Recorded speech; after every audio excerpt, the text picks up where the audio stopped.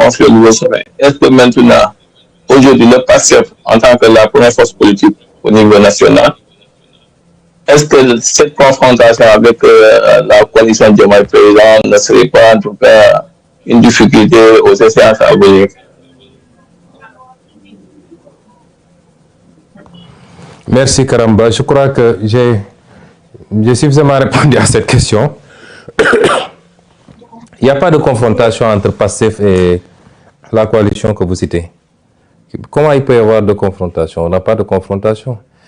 Il faut que les militants de PASTEF defe naa militant PASTEF dañu xamul ñoom li ñu yor dañoo xamul lu ñu yor. Est-ce que coalition boobu bi mu commencé ba léegi dafa am lu mu jël ci PASTEF? Non. Et c'est lié de rendre hommage aux militants de PASTEF parce que yu mel ni yàgg na fee am te bi mu daan am li bëri ci parti bi dañ daan fàq dem ànd ak ki yor nguur gi mais PASTEF la musa am kenn bougéwul ni mu amee woon ci jamono Macky Sall nga xam ne amul lu ñu deful pour tas parti bi wala xëcc ay nit, presque personne n'est parti. Ça dañ koy santé yàlla. Tey su ñu ne woon nangami personne, nangami responsable, nangami militant dem nañu rejoindre une autre coalition ñu wax. Mais amul. Souvent je dis que cette coalition-là n'est pas en compétition avec PASTEF. Elle est en compétition avec les autres partis. Parce que su dee la démarche c'est d'aller recruter des maires de l'APR. Kon loolu, c'est une bataille entre cette coalition-là et l'APR. C'est pas avec nous. C'est pas avec nous. Donc, arrêtons de dire la compétition avec cette... Il n'y a pas de compétition. PASTEF est PASTEF. Il est resté intact. Et mieux encore, li ma gëm mooy cette affaire-là dafa yokkaat sax PASTEF. Parce que PASTEF commencé woon nañu di débat bi yëpp c'était ay nomination yi poste defaluñ ma lii nangam. Le problème de PASTEF c'est que c'est un parti de défi. PASTEF balaa muy yëngatu rek nga défier ko. Et quand le PASTEF n'a pas de défi, il crée des défis à son sein. Ñu commencé di andi histoire entre ñoom. Il faut toujours qu'il y ait un défi externe pour que parti PASTEF te batte. Cette affaire-là, c'est même une aubaine pour PASTEF. Quand je veux qu'on arrête de dire oui, la coalition X, Y.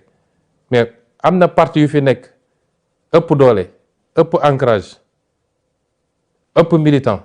Te vous ne parlez pas de ces partis-là. Et on continue à dire la coalition X, Y. Je veux plus que les militants de PASTEF parlent de cette coalition. Les militants de PASTEF n'ont qu'à se concentrer sur PASTEF si li ñuy liggéey ak li nga xam ne opposition la parce que cette coalition ba léegi woowul boppam opposition. C'est une coalition qui dit être de la mouvance. Où est le problème? Donc, si cette coalition doit aller chercher dans les prairies des autres, peut-être même que c'est bien parce qu'ils vont se neutraliser entre eux et ça nous rend encore plus fort. Si elle continue à exister. Donc, parce que dans tous les cas, PASTEF continuera à exister. Il continuera à être encore plus fort. Donc, ce que je demande aux militants, dañuy gis kenn, mais regardez ceux qui sont dans cette coalition-là. Kan moo ci mën a gagner benn cabine téléphonique? Donc, pourquoi vous perdez votre temps avec cette coalition? Concentrez-vous sur l'essentiel, mettons-nous au travail. Bu leen attaquer coalition ba, bu leen déglu, mettez-vous en ordre de bataille. L'ordre de bataille pour PASTEF, mooy aller à la rencontre des Sénégalais. Continuer à massifier le parti, discuter avec les Sénégalais sur ce qu'on est en train de faire. C'est ça l'ordre de bataille. Je ne veux même plus qu'on soit là à dire la coalition de X ou de Y. Ça, c'est pas l'ADN de PASTEF. Je prends... Il reste une question. Ah, une, ok.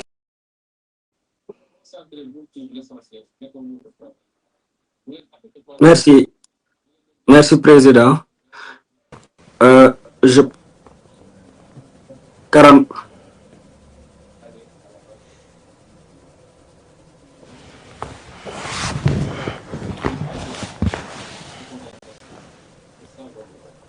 Merci, Président. Je pense qu'on va prendre Dramé.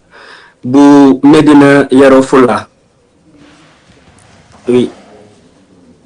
Ouais, une seule question, Dramé.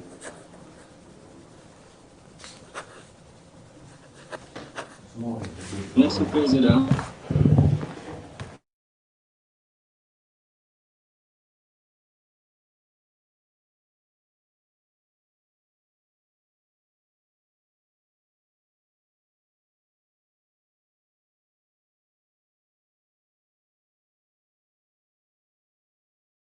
On me dit que Dramé de Medina Yoro Fula, c'était le dernier intervenant, mais il y a un problème de connexion, mais il a envoyé sa question.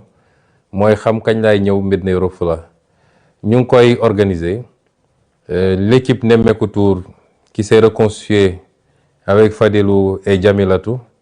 Nous avons travaillé à nous proposer un planning. On avait demandé à chaque département d'envoyer ses propositions. Je crois que beaucoup de départements ont envoyé. J'espère que Medina Yoro Fula aussi. Et en fonction de ça, nous avons organisation en tenant compte de l'environnement, des contraintes, de la spécificité de chaque département. Et on va venir, mais je peux garantir à Medina Yoro Fula que, Inch'Allah, ci lu yàggul dinañ ñëw foofu def tournée nemmeeku waa Medina Yoro Fula. J'ai beaucoup d'espoir sur Medina Yoro Fula parce que je connais le potentiel. C'est le plus grand département géographiquement, en tout cas l'un des plus grands, avec un potentiel extraordinaire, surtout pour l'agriculture. Même le bassin arachidier est en train de se déplacer fofu.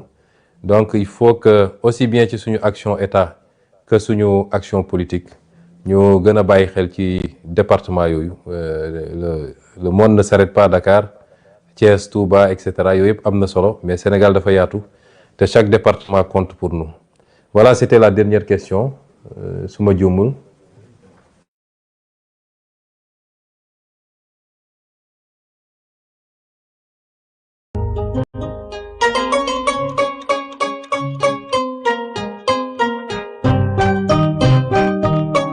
Organisez-le, on va se bonifier au fur et à mesure. Mun na am ñàkkul ay rëcc-rëcc, mun na am ñàkkul ay manquements, c'est les aléas du direct.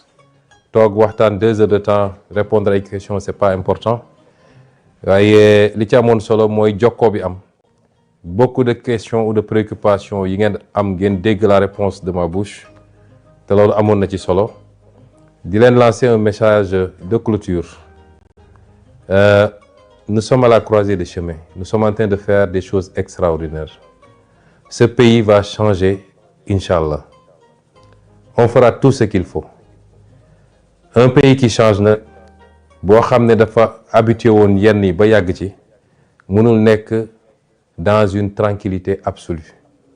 Chaque fois dama bëgg ci formation la bokk dañu wax léegi formation militant yi bëgg naa militant bu ne léeg-léeg balaa muy tëdd na dem ci YouTube mu tapé benn documentaire sur l'histoire mu tapé par exemple la révolution chinoise mu tapé Corée du Sud mu tapé nu mu tudd l'Iran, la recherche sur l'Iran, les grandes civilisations, ainsi de suite.